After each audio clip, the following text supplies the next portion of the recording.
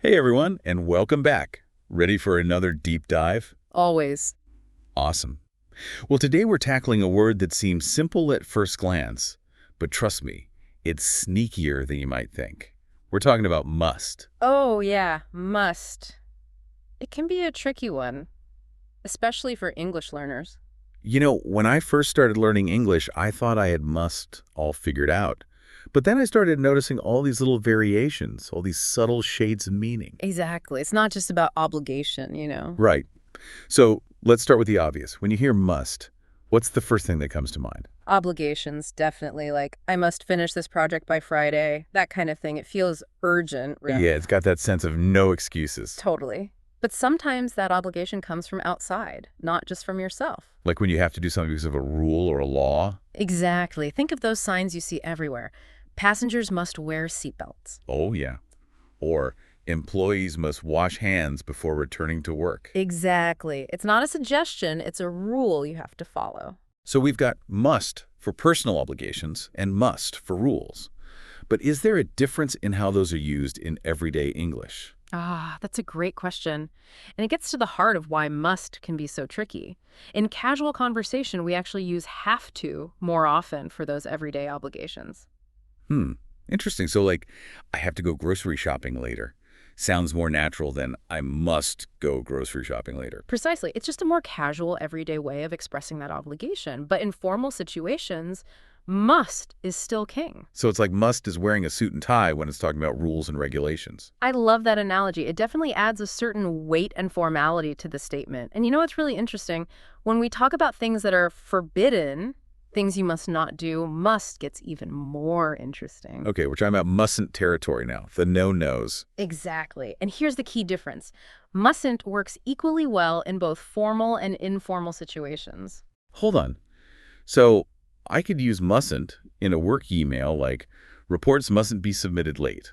But I could also say to my kids, you mustn't eat all the cookies before dinner. You got it. It's like there's no room for debate with mustn't. Whether it's a rule in a rule book or something you tell your kids, it's serious. It's like, listen up, I mean business.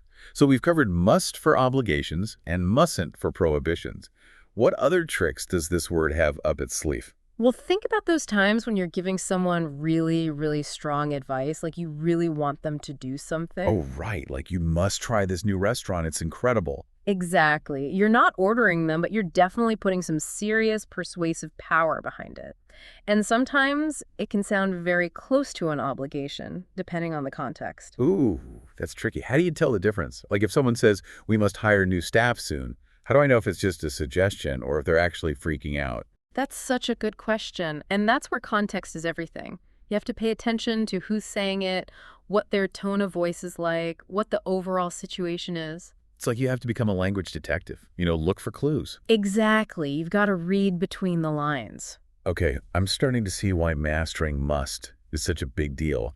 It's not just about grammar. It's about understanding all these subtle shades of meaning. And that's just the tip of the iceberg. There's so much more to explore with this word. Well, I'm definitely intrigued. Let's keep digging. Sounds good to me. You know, one of the coolest things about must is that it lets us play detective with language. Ooh, I like where this is going. Tell me more. Well, imagine this. You don't have all the pieces of the puzzle, right? Okay, yeah. But you can still figure out what's going on based on the clues you do have. Oh, I see. Like if I see muddy paw prints all over the floor, I might say, the dog must have been in the mud. Exactly. You're using logic like a detective to fill in the blanks. And must is the perfect way to express that certainty, that deduction. So it's like saying, based on what I can see, this is the most logical explanation. Exactly. And that's why this use of must is so powerful. You're not just guessing, you're making an educated guess based on the evidence. Okay, I'm starting to see how mastering must can really level up your English communication skills.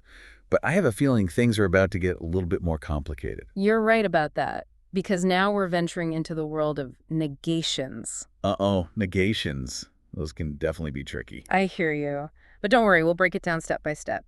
The key is to remember that how you negate must changes depending on how you're using it. It's not as simple as just adding not, is it? Nope, not always. Let's start with obligations. Remember that library sign? Books must be returned within 2 weeks. Yeah, remember. If we want to say the opposite of that obligation, we could say books must not be returned late. See how we flip the requirement into a prohibition? Oh, got it. So you're not just saying it's okay to return them late, you're saying it's actually forbidden to return them late. Exactly. Now let's try a prohibition, like, you mustn't eat in the library. Okay. To negate that, we wouldn't say, you must eat in the library, would we? No, that sounds really strange. Right. Instead, we'd probably say something like, you can eat in the library, or you are allowed to eat in the library. Ah. So instead of creating a new obligation, you're lifting the restriction. Exactly. See how subtle these shifts in meaning can be. Yeah, it's all about understanding the nuance. So that's obligations and prohibitions. What about negating strong advice? Like, how do you negate, you must see this movie? That's a great question. You wouldn't use mustn't in this case. It wouldn't sound natural. So what would you say? You might say something like, you don't have to see that movie. Or, that movie isn't really worth seeing. Ah, so you're dialing down the enthusiasm. You're not saying they shouldn't see it, but you're not exactly recommending it either. Exactly. It's all about adjusting the level of intensity to match what you mean. Okay, I'm starting to see how much nuance is packed into this one little word. And there's more. Remember those detective deductions we were talking about? The ones where you use must to express certainty. Right. Well, to negate those, you'd typically use can't or couldn't. So, like, if I see someone with a suitcase and say, they must be going on a trip, but then I see them walk into a dry cleaner's. You might say, oh, they can't be going on a trip. They're just dropping off their laundry. Right. You're using new information to refute the initial deduction. It's like a language puzzle. I like how you put that. And we're not done yet. There's one more layer we need to uncover. Past forms. Past forms. Okay, you're really putting my brain to work today. I know, right? But it's fun, isn't it? I have to admit, it is. I never realized how much depth there was to must. And that's what we're here for, to dig deep and uncover the hidden treasures of the English language. Okay, let's talk past forms. What do I need to know? So past forms, like negations, they can be tricky because how you express must in the past tense, well, it depends on what you mean, you know? Yeah, it seems like context is everything with must. Yeah. All right, lay it on me. What do I need to know about past forms? Okay, let's start with obligations. If you had to do something in the past, like you were obligated, you'd usually use had to. Okay, so like, I had to finish that report last night. Perfect. But when we're talking about deductions in the past, things get a little more interesting. Deductions. Like those detective scenarios we talked about earlier. Right. So let's say you saw your friend walking out of a movie theater yesterday. Yeah. And you wanted to express your deduction about what they were doing. You could say, they must have seen a movie. Oh, I see. So you're using must have to make a guess about something that happened in the past. Exactly. You don't know for sure, but it's a pretty safe bet based on the evidence. And this is where it gets even trickier, because the negative form of must have can be a bit confusing. Okay, hit me with it. What's the confusing part? Well, to say that something probably didn't happen in the past, you use can't have or couldn't have. So like if I saw my friend walking out of a bookstore instead of a movie theater, I might say, they can't have seen a movie. They must have bought a book. You got it. It's all about using those little word clues to signal your deductions about the past. Wow, this is making my brain work. Yeah. But I have to say, it's really fascinating to see how much depth there is to this one little word. Right.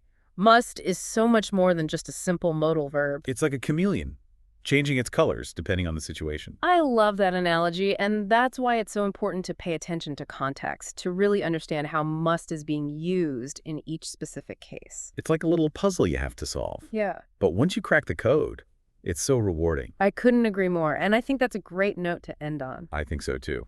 So to all our listeners out there, keep practicing, keep experimenting, and don't be afraid to get a little musty with your English. That's a good one. And remember, there's always something new to learn, so keep those ears open and those minds engaged. Until next time, happy language learning.